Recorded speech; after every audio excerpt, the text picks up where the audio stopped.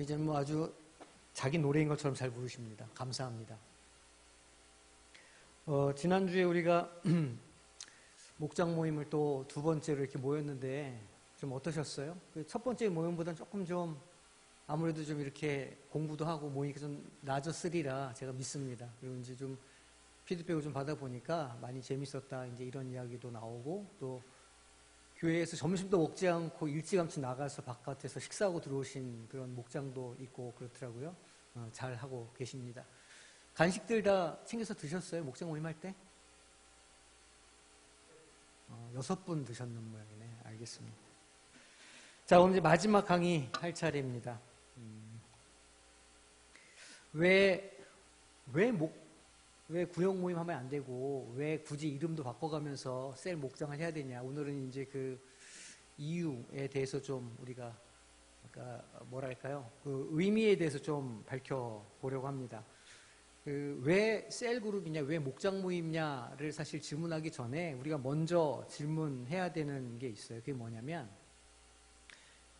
교회란 무엇인가를 먼저 우리가 질문을 해 봐야 된다는 거예요. 그러니까 우리가 이렇게 목장 모임을 하는 것은 교회의 원형, 그러니까 교회의 원래 모습을 좀 우리가 우리의 삶에서 좀 만들어 보고 세워보자라고 하는 그런 근본적인 의도가 여기에 깔려 있다는 것이죠.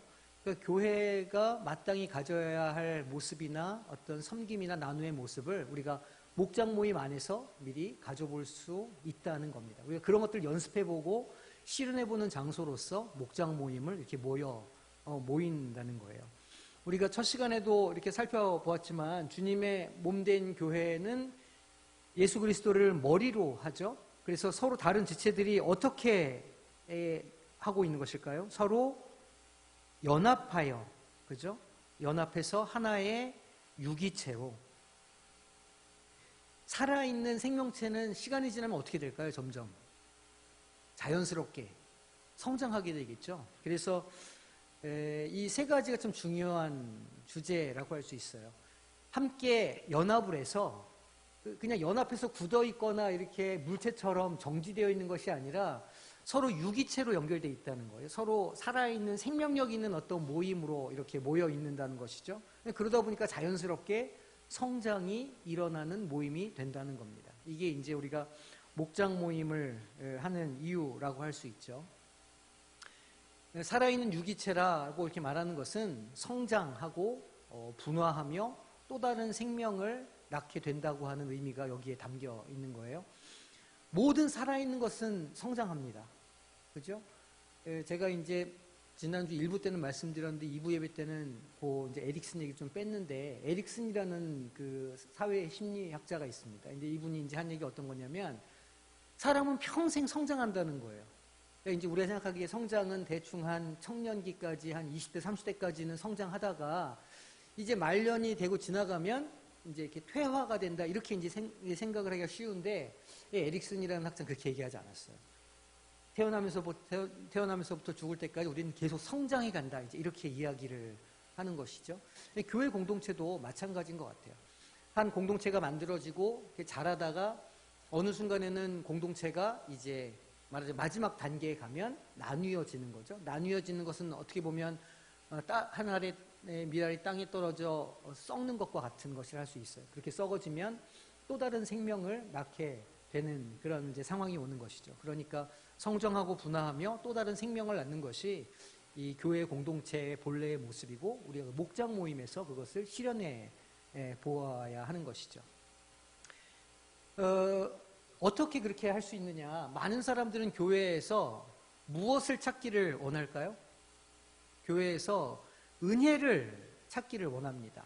은혜라는 게 뭡니까? 교회에 가면 이렇게 마음이 기쁘고 즐거운 것, 세상이 줄 수 없는, 교회만 줄 수 있는 어떤 것을 이제 우리가 은혜라고 표현할 수 있죠. 교회는 은혜를 경험하고 위로를 경험하고 사랑을 경험하는 곳이다. 이거 너무 우리 상식적인 이야기인데, 주일날 이렇게 이제 교회에 와서 예배를 드리고 식당에서 밥을 먹고 집으로 돌아가는 그 일련의 과정을 한번 생각해 보세요. 단순하게 그런 과정으로만 교회 생활이 이루어져 있다고 하면 그 말씀을 통한 은혜는 우리가 경험할 수 있지만 관계를 통한 은혜는 경험하기가 쉽지 않다는 것이죠. 그런데 좀 아까도 말씀드렸지만 교회는 사람들의 연합이라 이렇게 말씀을 드리지 않았습니까? 그러니까 사람들 사이에서 올 수 있는 은혜를 경험하지 않는다면 그것은 신앙생활을 반쪽만 하는 것이라 할 수 있죠. 항상 함께 무엇인가를 연합하고 함께 무엇인가를 고민하고 아파하고 함께 즐거워하고 기뻐하는 것이 교회 공동체의 본질이기 때문에 사실은 이 교회에서 은혜를 경험하는 것은 예배의 그 말씀을 통해서뿐만이 아니라 우리 지체들 간의 관계에서도 그것을 경험해야 한다는 겁니다. 어떨 때 교회는 이러한 것을 줄 수 있을까요? 이제 저는 이것을 어떻게 정의하냐면 영적인 경험이라 저는 이렇게 이제 표현을 합니다. 이게 이제 저만의 독특한 표현이에요. 영적인 경험. 제가 이제 우리 부목사님들께도 항상 강조하는 건데 누구든지 교회에 오게 되면 세상과는 다른 교회에서만 할 수 있는 경험을 하게 되는 거예요. 이제 주일 아침을 생각해 보세요. 아침에 이제 교회에 오셔가지고 지하 주차장에서 엘리베이터를 누르고 엘리베이터를 탑니다. 그리고 이제 2층으로 올라오시잖아요. 그럼 이제 2층에 올라와서 예배에 들어가기까지 우리가 만나는 환경들이 있죠. 2부 때에는 아마 지하에는 안내위원이 지금 없을 텐데 2층에 엘리베이터 문을 열고 나오면 거기에 안내하는 우리 권사님들이나 집사님들이 영접을 해 주지 않습니까? 근데 사실 그런 경험은 교회에서만 할 수 있는 경험은 아니에요. 되게 영접을 잘하는 데도 있습니다. 백화점 같은데. 그죠? 항상 이렇게 있고 서 있고 또 좋은 비싼 레스토랑 가면 누구든지 이렇게 항상 앞에 서 있다가 손님이 들어가면 인사도 하고 이렇게 가이드도 해가지고 자리로 안내도 하고 이런 일을 한다는 말이에요. 그러니까 안내하는 일은 우리가 당연히 해야 되는 일이긴 하지만 교회에서만 할 수 있는 영적인 체험은 아닌 것 같아요. 그죠? 그럼 이제 그렇게 하고 와서 여기 이제 예배당에 앉으면 조금 있다가 이제 찬양을 시작하지 않습니까? 근데 그것은 영적인 경험이죠. 찬양하는 것은 교회에서만 하는 경험이실 거예요. 다른 데서도 그렇게 하십니까? 찬양 집회 같은 데도 가시면 하겠지만 어쨌든 신앙 공동체에서만 할 수 있는 경험이 이 찬양하는 경험입니다. 찬양하고 나서 이제 예배가 시작되는 것이죠. 그 예배의 경험 역시도 영적인 경험이에요. 예배가 끝나고 나갈 때 제가 인사하고 또 식당으로 가시고 이렇게 하는 것도 담임 목사와 인사를 하는 것도 영적인 경험이죠. 세상에서는 할 수 없는 경험이니까. 식당에서 식사하시는 거는 뭐 세상에서도 하실 수 있는 경험이에요. 그죠? 그러니까 우리가 생각해 보면 세상이 아닌 교회에서만 할 수 있는 경험들이 무엇인지를 좀 이렇게 찾아볼 필요가 있죠. 단지 교회에서 예배를 드리고 집으로 돌아가는 것만 한다고 그러면 너무 영적인 경험이 적은 거예요. 신앙인으로서. 반드시 무엇이 있어야 되냐면 이 교회 지체들과의 영적인 교제가 있어야 그래야 우리가 더 교회 안에서 풍부한 영적인 경험을 할 수 있다는 것이죠. 그리고 그런 영적인 경험들이 이렇게 축적이 될 때 그것이 우리에게 신앙 기억으로 남고 그게 우리의 신앙과 믿음의 근거가 됩니다. 제가 이제 이번 주에 잠깐 말씀드리겠지만 제가 이제 제 중고등부 시절을 제가 이렇게 돌이켜보면 제가 이제 80년대 중고등부 시절을 지나왔으니까 우리 여기 계신 원사님들은 아마 70년대 중고등부를 경험하셨겠죠? 70년대, 80년대 우리나라 교회 학교가 막 부흥할 때입니다. 그죠? 뭐 웬만한 교회들 뭐 50명, 100명 이렇게 중고등학생들이 넘어가는 그런 교회들이 되게 많았다는 말이에요. 근데 그때를 생각해 보시면 교회라고 하는 공간이 얼마나 재밌었는지 세상에서 할 수 없는 영적인 경험을 교회에서만 할 수 있었는데 그렇게 할 수 있는 것이 많아서 젊은 사람들이 다 교회로 모여들었던 거예요. 그러니까 그때 생각해 보면 특히 이제 여름 성경학교 시즌 이럴 때 되면 이제 우리 밥 먹다가도 그런 얘기 잠깐 했는데 선발대가 먼저 여름 수련회 선발대로 먼저 가지 않습니까? 선발대로 가면 뭐 할까요? 여기 해보신 분들 있으실 텐데 먼저 화장실을 팝니다.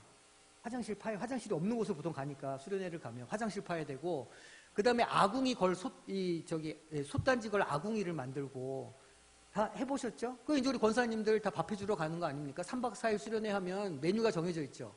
아침에 카레, 점심에 하이라이스, 저녁에 짜장밥. 간식은 있어요. 감자 옥수수. 그거 저녁에 이제 좀 잘 먹으면 수박 참외 이런 거 먹고 3박 4일 동안 짜장밥 먹으면서 이제 수련회 하는 거예요. 그런데 그 경험이 우리한테 어떻게 남아있냐면 진짜 그 시절이 가장 즐거웠던 경험이다. 그게 정말 너무너무 재밌었다. 그때 선생님들과 그때 친구들과 조모임 하면서 가졌던 그런 기억들이 우리한테 남아있는데 그 영적인 경험이 오늘 우리의 신앙의 밑바탕에 단단하게 반석으로 남게 된다는 거예요. 그러니까 교회에서 그런 영적인 경험을 주는 게 너무너무 중요한 겁니다. 우리도 우리지만 우리의 자녀들에게 이런 영적 경험을 제공해 줄 수 있어야 되는 것이죠. 세상과 다른 어떤 것. 이런 맥락에서 이 목장 모임이 세상의 어떤 사람들과의 모임과는 전혀 다른 영적인 경험을 줄 수 있어야 한다는 거예요. 이게 없으면 그냥 개모임이나 다를 바가 없다는 거죠. 모여서 그냥 뭐 신변 잡기에 어떤 재밌는 이런 이야기들이나 좀 하고 그 다음에 뭐 그냥 거기에서 그치면 그냥 그거는 세상의 경험과 다를 바가 없는 것이죠. 그런데 그 안에 하나님의 말씀에 대한 우리의 반응이 거기에서 이렇게 나누어지고 하나님께서 나에게 하신 일에 대한 간증이 있고 또 하나님을 찬양하고 함께 어떤 목적을 위해서 기도하는 행위가 거기에 벌어지면 거기에서 신앙의 경험이 만들어지게 되는 거예요. 그리고 모르긴 모르지만 어떤 사람들은 그 경험이 그 사람의 믿음의 기초가 되고 반석이 될 수 있다는 것이죠. 그래서 이 교회에서 하는 이 신앙 경험을 우리가 굉장히 고민해보고 잘 생각해 봐야 한다는 겁니다. 자, 그럼 우리가 어떤 때 교회가 이런 영적인 경험을 성도들에게 주느냐. 가장 대표적인 것은 교회에서 이루어지는 무엇을 통해서요? 예배를 통해서요. 예배를 통해서. 이제 제가 올해 예배 순서를 좀 이렇게 바꾸지 않았습니까? 근데 예배 순서를 바꾼 이유가 좀 영적인 경험을 제가 지금 말씀드린 이 영적인 경험을 조금 좀 더 깊이 해보자라고 하는 의도가 여기에 깔려 있는 거예요. 그러니까 단지 이렇게 수동적으로 그냥 앉았다 일어났다 들리는 말씀 듣고 마는 이게 아니라 그 예배에 적극적으로 참여해서 찬양도 열심히 하고 또 내가 하나님 앞에 입을 벌려 기도도 하고 이런 과정을 통해서 그 예배 가운데 임하시는 하나님의 은혜 가운데 내가 좀 적극적으로 참여해보는 경험을 하게 하고자 하는 게 그 의도였어요. 그래서 지금 이제 우리가 벌써 이제 4월 달이니까 12번의 예배를 같이 드리지 않았습니까? 12번의 예배를 이렇게 드리면서 요즘에 이제 좀 이렇게 반응들이 많이 이렇게 좀 있으신 것 같아요. 예배 시간에 은혜가 된다, 찬양할 때 눈물이 난다, 이제 이렇게 말씀들도 주시는데 그런 것들이, 그러니까 이 세상에서 경험할 수 없는 예배에서만 경험할 수 있는 그런 것들이 영적인 경험이고 그게 우리의 신앙에 굉장히 중요한 어떤 성장의 밑거름이 된다는 것이죠. 예배를 통해서 하나님과 만남을 경험하고 마음을 만지시는 은혜를 경험하게 되는 거죠. 찬양을 하다가 또 기도를 하다가 말씀을 듣다가 이런 신앙적인 경험을 하게 된다는 겁니다. 또 어떤 때 이런 영적인 경험이 우리가 이루어질 수 있느냐? 언제 그 영적으로 이렇게 변화되는 그리고 위로가 되는 경험을 하셨는지를 한번 기억해 보시면 도움이 좀 될 거예요.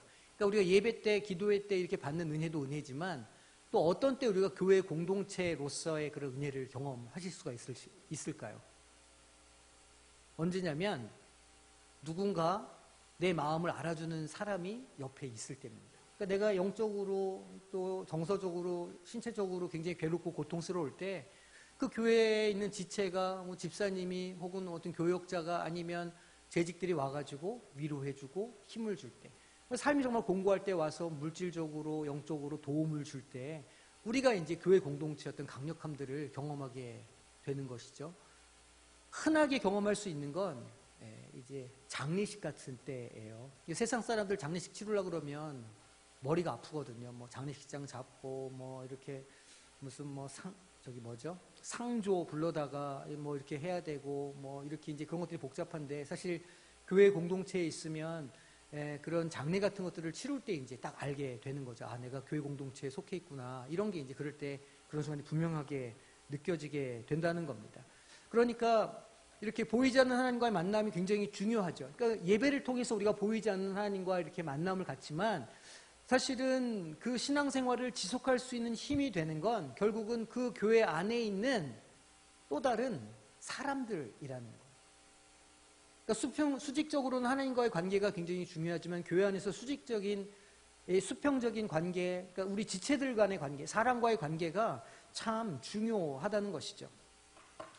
그 교회 처음 나오시는 분들은 하나님을 바로 경험하지 못합니다. 만약 하나님을 바로 경험하면 그분은 교회 나오실 필요도 없으신 분이실 거예요. 혼자서도 신앙생활을 잘 하실 수도 있는 분인 거죠. 처음 교회 나오는 사람들, 신앙의 초보자들은 그러면 하나님을 어떻게 보게 될까요? 결국은 내 주변에 있는 사람들을 통해서 하나님을 보게 된다는 거죠. 그러니까 나를 안내해 준 사람이 내 옆에 있는 이웃집에 계시는 집사님의 모습이 결국은 내 신앙의 사다리가 되고 디딤돌이 된다는 거예요. 근데 그 집사님이 너무 완고해요. 그러면 그분께는 하나님이 어떻게 비춰지냐면 저분이 믿는 하나님도 완고한 하나님인가 보다. 이렇게 느껴지는 게 당연하겠죠? 뉴스나 TV로 보는 어떤 그런 또 요즘에 나는 신이다 막 이게 난리잖아요. 그런 거를 통해서 이렇게 미디어를 통해서 접하시는 분들은 예수를 잘못 믿으면 이상해지는가 보다. 조심해야 되겠다. 이런 두려움도 갖게 되고 결국은 그것을 믿는 사람들의 모습을 통해서 하나님을 엿볼 수 있게 된다는 겁니다. 결국은 사람을 통해서 이 일들을 그런 경험을 하게 된다는 거예요. 누군가의 따뜻한 말 한마디, 전화 한 통, 작은 관심, 애정이 어린 손길. 결국은 하나님은 사람을 통해서 역사하신다는 것이죠. 목장 모임은 이것을 우리가 경험해 보기 위해서 하는 겁니다. 서로를 위로하고 격려하고 세워주고 또 세움을 받고 위로도 받고 용기도 얻고 이런 것들을 하기 위해서 우리가 목장 모임을 한다는 겁니다. 그러니까 우리가 이 분명한 목적을 잊어서는 안 되는 것이죠. 하나님은 사람을 통해서 역사하신다. 좀 다른 말로 하면 하나님은 나를 통해 역사하신다. 한번 따라해 볼까요? 하나님은 나를 통해 역사하신다. 네, 하나님은 나를 통해서 역사하신다. 그러니까 우리 한 사람 한 사람이 그 모임 속에서 하나님의 뜻을 찾고 구하면서 그 모임을 잘 세워갈 그런 의무, 책임, 또 권리가 분명히 있는 것이죠. 그런 사람들을 통해서 역사하실 무엇이 필요해서 우리가 목장 모임을 하냐면 바로 공간을 만들기 위해서 목장 모임을 하는 거예요. 역사하실 공간을 만들기 위해서. 예배를 통해서 우리가 하나님과 1대1의 관계에서 오는 은혜를 받았다면 이 목장 모임에서는 수평적으로 우리 지체들을 통해서 오는 위로와 섬김과 희생의 어떤 그런 신앙적인 경험을 하기 위한 곳이죠. 하나님께서 그런 일들을 하실 때 그런 일들이 실제로 일어날 수 있는 공간으로 목장 모임을 하게 되는 겁니다. 하나님의 일하심에 대해서 간증하고 함께 기뻐하고 함께 우는 공간이 되어야 한다는 거예요. 서로를 위해서 기도하고 하나님을 예배하는 공간, 바로 그것이 목장이다, 셀이다라고 하는 것이죠. 이번 주에 모임 하시면서 좀 그래도 우리가 몇 주 이렇게 공부를 하고 모이니까 좀 다른 점이 있었을 것 같은데 여기서 이야기를 하라고 하면 아무도 얘기를 안 하실 테니까 이따가 오늘은 끝나고 나서 우리 리더 모임을 잠깐 좀 모이겠습니다. 저희 리더들한테는 좀 피드백을 좀 받아봐야 될 것 같아서 어떠셨는지. 근데 아마 조금씩 좀 다른 변화들이 지난번보다 좀 있으셨을 것이라 이렇게 생각이 돼요. 아무래도 조금 좀 깊은 얘기도 나왔을 수도 있고 또 이렇게 위로도 좀 받을 수 있고 용기도 좀 얻을 수 있는 그런 모임들이 되지 않았을까 그렇게 생각이 됩니다. 교회의 셀이 그러니까 목장이 무엇을 추구하는 것이냐면 교회의 원래 모습, 그걸 우리가 뭐라고 부르냐면 교회의 원형이라고 부르죠. 교회의 원형을 추구하는 거예요. 그렇다고 해서 우리가 초대교회의 모습을 막 닮아가자 그런 건 아닙니다. 우리가 잊지 말아야 하는 것은 우리가 말만 하면 초대교회로 돌아가야 된다 이런 얘기 하는데 초대교회가 갈등과 문제가 없었느냐? 아니요. 문제투성이었다는 것을 우리가 기억할 필요가 있어요. 초대교회, 우리가 맨날 초대교회 얘기하면 그때는 막 진짜 막 가진 것들을 다 나누고 사도행전에 기록되어 있으니까 뭐 니 거 내 거 없이 다 이렇게 공용하고 이렇게 쓸 것처럼 이렇게 여겨지지만 그렇지 않았어요. 예루살렘 교회 같은 경우는 차별이 심했습니다. 유대인이냐 헬라인이냐 차별이 너무 심해가지고 갈등이 너무 심각해서 전 사도들이 모이는 공의회가 열렸다는 거 아닙니까? 사도행전 15장을 보면 거기에서 헬라인들 굳이 그 할례 안 받아도 되게 하자. 이런 얘기를 할 정도로 그 차별이 심한 교회가 예루살렘 교회였다는 거예요. 우리가 잘 알고 있는 에베소 교회는 어땠을까요? 요한계시록 보면 에베소 교회가 무엇을 잃어버렸다고 말씀하시나요? 첫사랑을 잃어버렸다. 사랑이 식어가지고 냉랭한 교회가 에베소 교회였던 거예요. 거짓 교사가 판치던 교회는 어디였을까요? 골로새 교회. 그러니까 우리가 알고 있는 초대교회들 몇면을 보면 교회들마다 문제없는 교회가 없었다는 거예요. 거짓 사도들 나와서 난리 법석에 막 교회는 분열하고, 고린도 교회는 뭐 난리도 아니었죠. 여기 막 계층 간의 갈등이 막 잘 사는 사람과 못 사는 사람들 간의 갈등이 막 심해져서 너 살고 나 죽자 막 이런 분위기가 막 있었다는 것이죠. 초대교회는 결코 우리가 생각하는 이상적인 교회의 모습을 가진 공동체가 아니었어요. 그러니까 아마 교회의 원형, 그러니까 하나님께서 기뻐하시는 그 완전한 교회는 아마 평생, 아마 영원토록 사람의 힘으로는 완성하지는 못할 거라고 생각이 됩니다. 우리가 그것을 추구하겠지만 그 완전한 교회는 언제 완성될까요? 주님 재림하실 때. 주님 재림하실 때에는 그 완전한 교회, 범우주적 교회가 완성이 될 겁니다. 그 범우주적 교회를 캐톨릭이라 이렇게 불러요. 자기네들이 가져가서 캐톨릭이라는 단어를 쓰고 있는데, 개신교에서는 그 범우주적 교회 캐톨릭과 그 구교와 분리하기 위해서 우리는 로만 캐톨릭이라고 따로 이름을 부릅니다. 어쨌든 그 범우주적 교회 캐톨릭을 완성하는 것은 주님께서 재림하실 때나 돼야 될 거다. 그러나 그럼에도 불구하고 우리는 실수가 많고 미련하고 어리석지만 우리는 그래도 그 목표를 향해서 끊임없이 달려가야 한다는 것이죠. 교회의 원형을 추구한다. 그래서 그 구성원들의 진심, 솔직함, 정직함과 정직함을 필요로 한다는 것이죠. 그래서 세상 모임과 다를 수 있고, 그래서 또 어려운 모임이기도 한 거죠. 누군가의 허물을 들으면 주로 우리는 그 허물이 이렇게 뒷담화의 소재로 사용되기가 쉬운 그런 사회를 살고 있습니다. 교회 안에서조차 좀 그렇지 않습니까? 그래서 나의 허물을 이렇게 드러내 놓기가 쉽지 않고 어렵죠. 그런데 교회의 모임에서 그런 자신의 허물을 드러낼 수 없다면 그 모임은 세상 모임과 다를 바가 없는 겁니다. 왜냐하면 그 모임은 정직하지 않다는 뜻이고, 그 모임은 비밀이 지켜지지 않는다는 뜻이고, 그러면 그 모임에는 아무도 자기의 속마음을 이야기하지 않는다는 것이니까 그 모임이 어떻게 그 안에서 신앙적인 경험이 일어날 수 있겠어요? 성령께서 역사하시는 모임이 될 수 없는 것이죠. 그러니까 솔직함, 정직함, 진심 어린 것, 이런 것들이 그 모임 가운데 이렇게 토로될 수 있어야 한다는 것이죠. 그래서 우리가 첫 시간에도 얘기했지만 제일 중요한 게 뭐라고 그랬어요? 이 모임에서 나온 이야기는 절대로 바깥으로 흘러나가면 안 된다. 그 모임 안에서 있는 것은 그 모임 안에서 끝내야 된다는 거예요. 근데 또 그렇게 이야기하니까 저희 교회가 워낙 관계에 관계로 얽혀있는 교회 아닙니까? 이렇게 있다 보면 동서고 이렇게 있다 보면 사돈이고 막 이제 막 이러니까 내가 잘못 얘기하면 이게 이렇게 될 것 같다 그래서 약간 조를 좀 바꿔달라, 목적을 바꿔달라, 이제 이런 요청도 있어요, 실제로. 이제 그런 게 고려 대상이 될 수 있겠죠. 자기를 이렇게 오픈하는 데 있어서 가족 관계나 여러 가지를 고려해 보면 조금 좀 어려움을 겪을 수도 있다. 이런 것들은 이제 담당 목사님들께 말씀을 하시면 이렇게 좀 조정을 할 수도 있어요. 그러니까 이제 모임하시다가 필요에 따라서 요청을 하시면 그것들은 좀 이렇게 조정을 하도록 하겠습니다.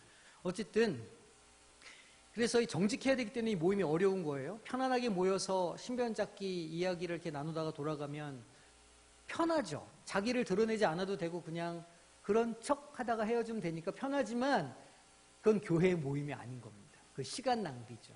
그건 할 필요가 없는 모임인 거예요. 교회에서는 정말 그렇게 하면 쓸모없는 시간이 되는 겁니다. 셀 모임은 진정한 교회를 추구하죠. 누구를 머리로 할까요? 예수 그리스도를 머리로 합니다. 예수님을 머리로 하고 몸된 지체라. 그러니까 교회는 예수님의 몸인 거예요. 우리 이 목장은 예수님의 몸인 거예요. 예수님의 팔, 예수님의 심장, 예수님의 다리, 예수님의 근육인 거예요. 그리고 그렇다면 이 교회는 예수 그리스도를 따라서 움직여야 하죠. 예수님은 우리 가운데 성령 하나님을 보내주셨지 않습니까? 우리 안에 내주하신 성령님을 좇아서 우리가 그 모임을 해 가야 된다는 거예요. 그러니까 성령 충만한 상태에서 하지 않는 모임, 정직하지 않은 모임은 그리스도의 몸으로서 기능할 수도 없고 지체가 될 수도 없는 것이죠.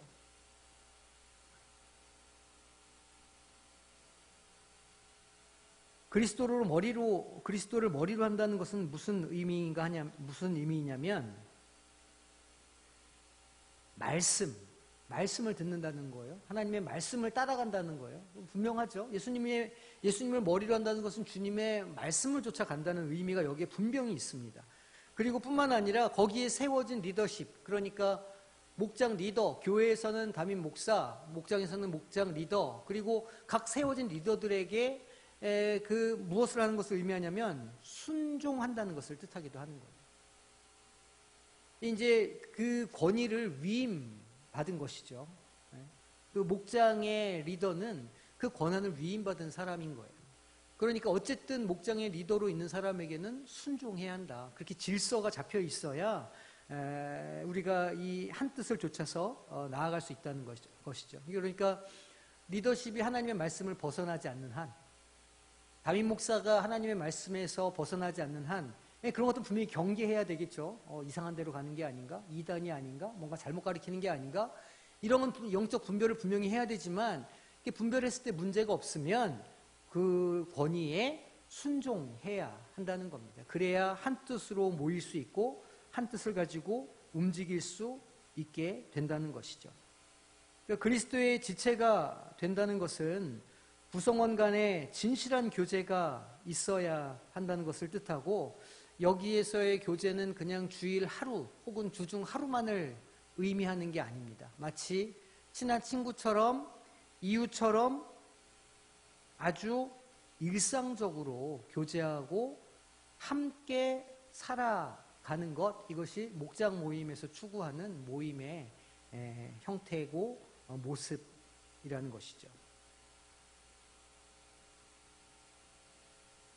그 한 달에 한 번 모이는 걸로 조금 부족하지 않으세요?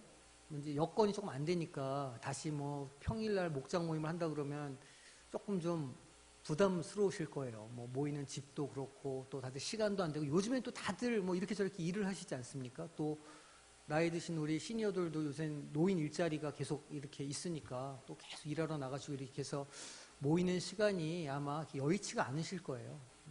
시대가 그러니까 못 모인다 또 이렇게 할 수 있는 건 아니고 어떻게 해서든지 모일 시간을 내봐야 하겠죠. 그래서 제 생각에는 내년 정도, 하반기나 내년 정도에는 한 달에 2번 정도 목장 모임을 하면 어떨까, 이런 생각을 제가 좀 해보거든요. 왜냐면 제가 말씀드린 것처럼 예배 경험만큼이나 그 소그룹의 경험이, 신앙의 경험이 굉장히 중요하고 그 교제가 우리의 그 신앙생활을 튼튼하고 힘있게 만들기 때문에 그런 고민들을 좀 해보게 됩니다. 그래서 되도록이면 자주, 주중에는 우리가 같이 모이지 못하지만 서로 계속 연락해 가면서 이렇게 기도의 어떤 결과들을, 간증들을 하면서 교제들을 계속 해 나가야 한다는 거예요. 일상적으로 교제하고 함께 살아가는 것이 중요하다는 것을 분명히 기억해야 합니다.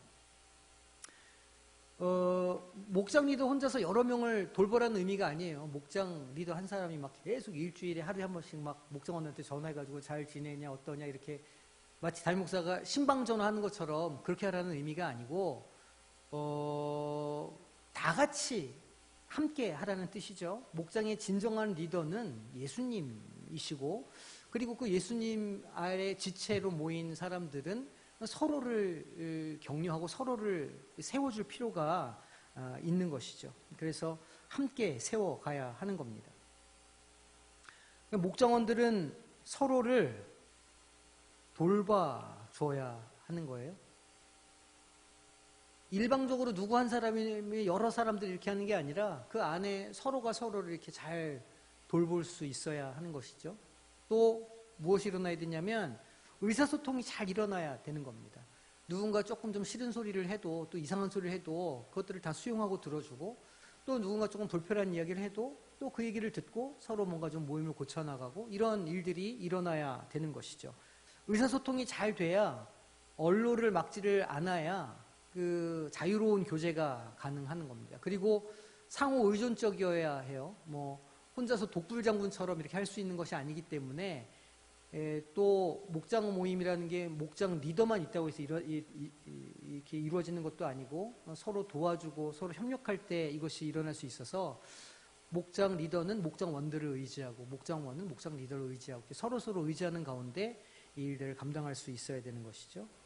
그리고 또 융통성도 있어야 됩니다. 첫 시간에도 말씀드렸지만 우리 모임은 딱 이래야 돼. 그래서 막 그거를 막 순서대로 막 꼭 맞춰가려고 하는 이런 것, 또 시간도 뭐 1시간 내로 끝낸다 뭐 이렇게, 뭐 아니면 2시간을 하겠다 뭐 이렇게, 그러니까 뭐 이런저런 여러 가지의 어떤 규칙이나 규율을 맞추기 위해서 그 안에 있는 사람들의 마음을 이렇게 어떤 틀에 집어넣는 이런 거는 옳지 않다는 거예요. 자율적으로 또 능동적으로 참여할 수 있도록 융통성을 가지고 해야 한다는 것이죠. 이제 이렇게 할 때 결과적으로 이런 셀 모임은 진정한 교회의 가치와 모습을 추구하게 되는 겁니다. 그래서 어떤 말씀을 우리가 성취하게 되냐면, 주님께서 어느 곳에 우리와 함께 하시겠다고 말씀하셨을까요? 2-3 사람이 모인 곳에 너희와 함께 하시겠다고 하시는 주님의 말씀을 성취할 수가 있는 겁니다.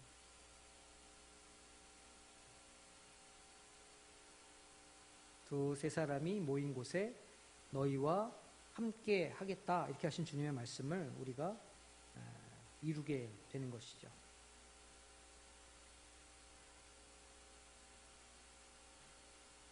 그리고 그 말씀이 성취되는 것을 경험할 때 이게 은혜가 있구나. 비로소 우리가 그 신앙 경험을 하게 되는 것이죠.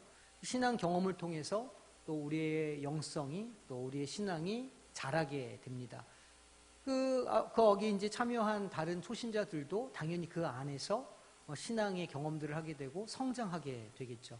우리가 지난주에 다뤘던 그 4가지 단계의 신앙의, 지난주에 다뤘던 4가지 신앙의 단계들이 이렇게 이제 그 안에서 지속적으로 이렇게 일어나게 된다는 겁니다. 자라나고, 분열하고, 자라나고, 분열하는 일들이 계속 일어나서 성장하게 되는 공동체로 세워지게 된다는 것이죠. 우리가 잊지 말아야 할 게 있어요. 단순한 소그룹 활동이나 취미 활동으로 모이는 게 아니라는 거예요. 성경 공부 모임도 아니고 기도 모임에 가깝다 이렇게 말씀드렸어요. 우리가 그것을 기도 모임처럼 하는 이유는 가장 중요한 건데, 성령께서 역사하실 공간을 만드는 일이다. 이거를 기억하셔야 돼요.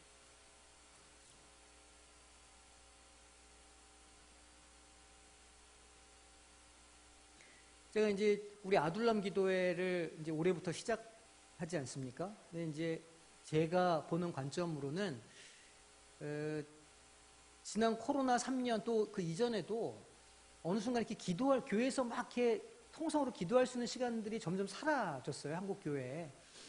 그래서 분명히 기도하고 싶은 분들이 있을 건데, 그리고 그런 마음들이 모여서 함께 통성으로 기도할 때 분명히 하나님의 역사가 그 안에 있고 하나님이 일하실 수 있는데, 그러니까 그 아둘람 기도회를 하는 이유는 성령께서 역사하실 공간을 우리가 공식적으로 좀 이렇게 만들어 가는 거예요. 제가 무슨 은사가 있어서 하는 게 아니라 그런 공동의 기도 시간에 성령의 역사가 있다는 것을 믿기 때문에 성령께서 일하실 공간을 만들어 드리는 것이죠. 그러니까 저는 공간을 만들고 일은 하나님께서 하시는 거예요.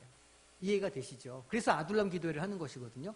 목장 모임도 마찬가지예요. 목장 모임도 기도의 형태는 아니지만 서로가 모여서 하나님의 말씀을 나누고 또 그것에 대한 간증을 하고 그 말씀에 반응하는 우리의 이야기들을 나누면서 그 안에 하나님께서 역사하시는 영적, 심리적, 정서적 공간을 우리가 만드는 거예요. 그래서 마음이 닫혀있던 사람들이 모임을 통해서 마음이 열려요. 하나님께서 음성을 주실 때 그 말씀이 열린 마음을 통해서 새겨지고 그것이 힘이 되고 능력이 되겠죠. 변화를 일으키고. 그러니까 이 목장 모임은 사람이 일부러 의도한 공간, 우리가 이제 이렇게 일부러 모이는 시간이기는 하지만 그 안에 하나님께서 역사하실 것을 기대하고 성령께서 일하실 것을 기대하고 모이는 모임이라는 거예요. 그게 제일 중요한 요소가 됩니다. 그러니까 목장 리더도 하나님께서 오늘 일하실 거라는 생각을 하고, 그러면 내가 그 길을 어떻게 예비하고 준비할 건가, 이 기대감을 가져야 하는 거예요. 하나님께서 오늘 우리 모임 가운데 일하신다. 하나님께서 오늘 우리 모임 가운데 참여한 우리 지체들의 마음을 위로하신다. 새 일을 행하신다. 소망을 주실 거다. 라고 하는 기대와 믿음으로 그 모임을 준비하고 또 구성원들이 이렇게 모일 때 그 공간에 이렇게 만들어지는 것이죠. 그럼 그런 기대감이 있으면 하나님께서 역사하실 때 실제로 하나님의 은혜가 그 안에서 체험될 수 있다는 거예요. 무슨 우리 목장 리더들이 영적인 은사가 있거나 이렇게 해서 그 모임에 성령께서 일하시는 게 아니라는 겁니다. 우리는 우리가 할 수 있는 최선의 자리를 마련해 드리고 하나님은 그 자리에 임재하셔서 하나님의 일을 하시게 된다는 거죠. 우리는 어디까지 해야 된다고요? 그 모임에 하나님께서 일하실 만한 환경을 만드는 것, 그건 이제 우리가 해야 되는 일인 거예요. 그렇게 하기 위해서 뭘 해야 된다고 지금 이야기하는 것이냐면 첫 번째가 무엇이었어요? 교회가 뭐냐는 걸 아는 거예요. 이것은 주님의 몸이다. 이것은 사람의 모임도 아니고 세상적인 모임도 아니고 뭐 재밌자고 모이는 게 아니고 이것은 교회다. 하나님의 예수 그리스도를 머리로 한 몸된 지체들의 모임이다. 이걸 아는 거예요. 이게 성경적인 이해죠. 이게 하나님께서 가르쳐 주시는 이게 교회의 원형에 대한 것들이니까 성경적인 이해를 가져야 되는 것이죠. 그리고 그 안에 일이 일어날 거라고 하는 믿음을 가져야 해요. 믿음이 없으면요, 실제로 하나님이 일하셔도 그것을 알아보지 못합니다. 기도하지 않고 믿음이 없으면 실제로 하나님이 일하셔도 그게 하나님이 일하시는 건지 아닌지 우리가 알 수가 없어요. 알 수 있는 방법이 없죠. 영적인 현상이니까.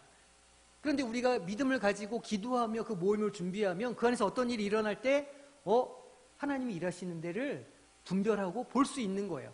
그게 보이면 하나님께서 일하실 때 우리를 거기에 의탁하고 맡기는 거죠. 그 흐름에. 그러면 우리는 그 성령님과 함께 동역하면서 그 일들을 감당할 수 있게 되는 거예요. 이해되시죠? 두 번째, 목장 모임은 결국은 그 교회를 이 땅 가운데만 실현해보고자 하는 노력의 결과물인 거예요. 목장 모임은 교회를 한번 이 땅 가운데 한번 실현해보자, 구현해보자라고 하는 노력의 결과라는 거죠. 하나님께서 일하시고 역사하실 그 공간을 이렇게 우리가 마련을 이제 할 때 우리가 가져야 되는 마음이 있다고 그랬어요. 무엇이냐면 진실함이 있어야 된다. 그래서 진실함이 있어야 된다는 거예요. 그냥 가식적으로 사람의 생각으로 모여서 잠깐 뭐 1시간 그냥 뭐 이렇게 있다가 가지 뭐 이런 게 아니고 만약 하나님께서 오늘 일하신다면 나도 거기에 참여해야 되지 않나?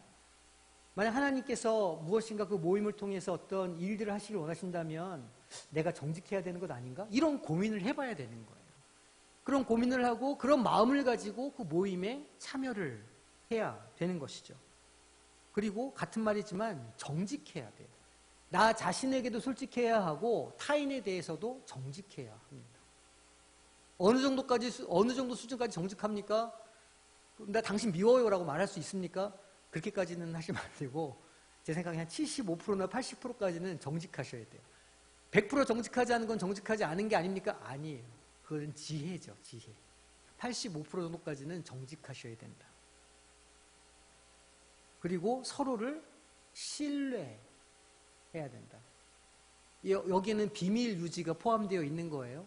내가 어떤 내 마음속의 이야기를 할 때 그것을 이분이 나의 어떤 그런 것들을 딱 붙잡아가지고 뭐 뒷말을 만들어낸다거나 무슨 약점을 꼬투리를 잡는다거나 이렇게 하지 않을 거다라고 하는 그 신뢰가 있어야 그 하나님의 교회가 설 수 있다는 겁니다. 굉장히 이상적이죠. 그러니까 우리가 목장 모임을 통해서 이걸 연습을 해보는 거예요. 그리고 목장 모임에서 6사람이 모여서 돼요. 될 수 있거든요. 사람이 많으면 안 돼요. 그런데 6명, 7명, 8명이서는 진실로 이 모임을 해볼 수가 있어요. 진짜 이게 가능해지거든요. 그리고 그게 가능해지면 그 안에서 기쁨과 즐거움이 풍성해지는 겁니다. 너도 한번 와봐. 이렇게 되는 거예요. 좋은 것은 자꾸 말해서 이렇게 전도하게 되어 있거든요. 그러다 보면 자연스럽게 부흥하게 되는 것이죠. 때가 되면 나누어지는 거예요. 그래서 결국은 우리가 어떻게 하는 것이냐면 성령 하나님께서 일하시는 무엇으로써요? 공간으로서의 목장을 우리가 추구하고 만들어야 된다는 거예요. 왜 목장 모임으로 우리가 모여야 되느냐? 이게 이제 신학적인 배경이라고 할 수 있죠.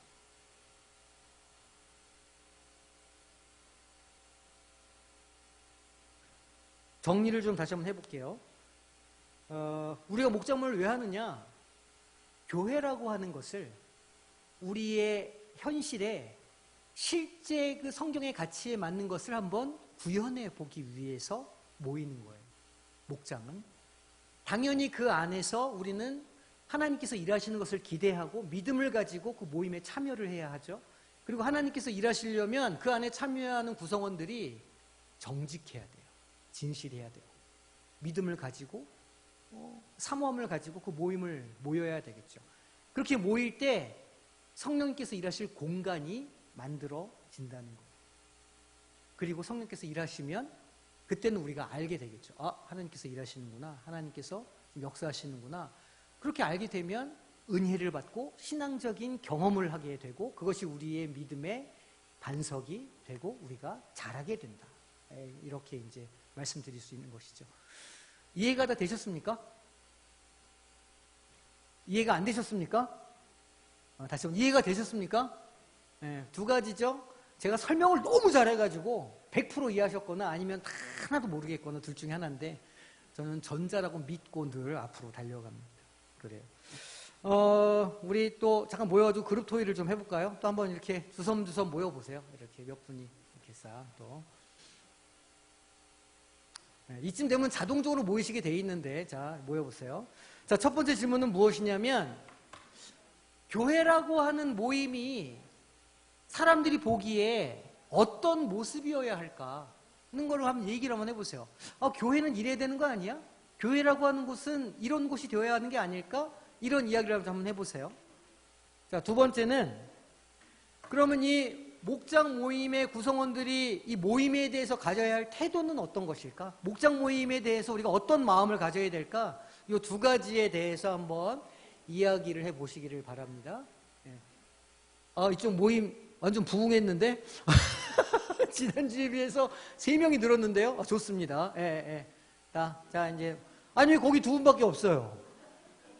이쪽으로 붙어. 그래, 저쪽으로 붙든지. 이쪽, 여기 3명밖에 없으니까 이쪽으로 붙으셔야 되겠네.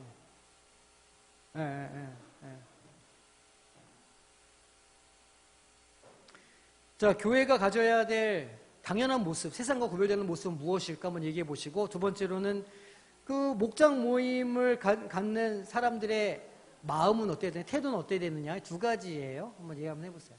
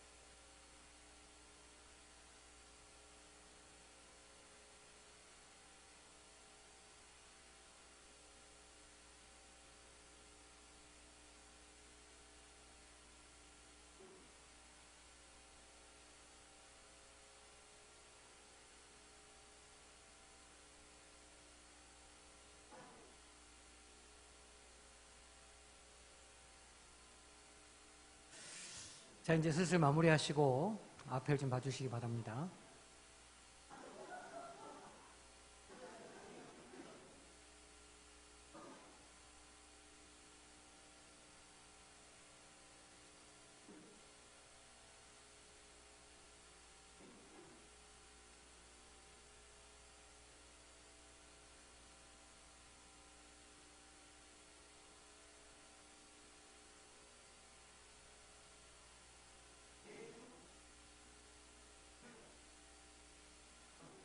어떻게 내일까지 해요 계속? 아니죠? 예, 예. 자, 앞을 봐주세요. 예.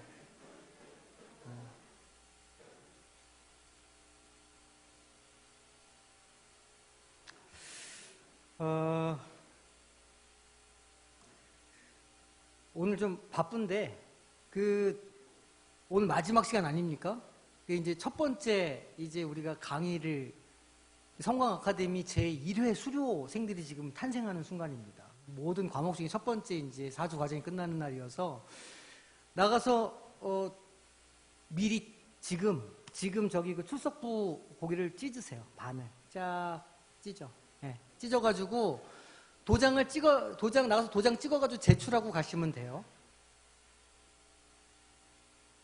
지금 우리 여기에서 가장 연배가 높으신 분이 누구일까요? 지금 이 자리에?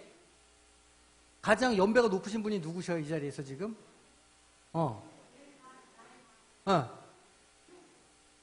김영수 권사님. 문영수 권사님. 권사님, 다음 주에 우리 2부 예배 때 수강생 대표로 이 수강증을 받으셔요. 나와가지고. 교회 소식 시간에. 아시겠죠? 수강생 대표, 문혁 권사님, 김수희 목사님 아시겠죠? 예, 그 수강증 하나 만들어주시면 제가 해서 주일날 드리게 하겠습니다. 네, 그렇게 하시고, 자, 찢어가지고 도장 찍고 제출하시면 돼요. 자, 그럼 이제 1학점 취득하셨습니다. 다음 주부터는 이제 긴 13주짜리 재직훈련 시작합니다. 재직훈련 참석하셔서 재직 필수니까 재직훈련 받으시. 오늘 제가 56페이지짜리 교재를 출고했습니다. 탈고했습니다. 그래서 이제 다음 주에 또 이렇게 두꺼운 책자 가지고 이제 공부를 시작하게 될 건데, 또 이제 새로운 과정 재미있게 힘차게 시작할 수 있기를 소망하고요. 혹시 끝나고 나서 우리 목장 리더 모임 잠깐 하겠습니다. 하고 제가 잠깐 기도하겠습니다. 하나님 어찌 감사합니다. 우리가 지난 4주간 이 목장 모임에 대해서 우리가 이론적이고 또 성경적인 배경에 대해서 나누어 보고 또 어떻게 해야 할지에 대해서 우리가 이렇게 배웠습니다. 주님, 우리 배운 거 잘 실천하게 하여 주시고 우리 목장 모임이 그래서 날로 부흥하여서 하나님께서 기뻐하시는 참된 교류로서의 모습을 갖는 우리 복된 모임들이 될 수 있도록 주님 역사하여 주시옵소서. 이 모임들이 부흥하기를 소망합니다. 이곳에서 참된 교제가 일어나고 하나님을 찾고 구하는 이들의 열망들이 이곳에서 토해지며 나와서 하나님께 영광 돌리고 또한 많은 이들에게 복음을 증거하는 모임들이 될 수 있도록 주님 은혜 베풀어 주시옵소서. 수고하고 애쓰는 목장 리더들과 함께하여 주시고 이들의 삶을 통하여서 하나님의 나라가 또 확장되어지고 증거되는 역사가 일어나게 하여 주시옵소서. 4주간의 과정을 지켜주시고 함께해 주신 하나님께 영광 돌리며 예수님의 이름으로 기도하옵나이다. 아멘.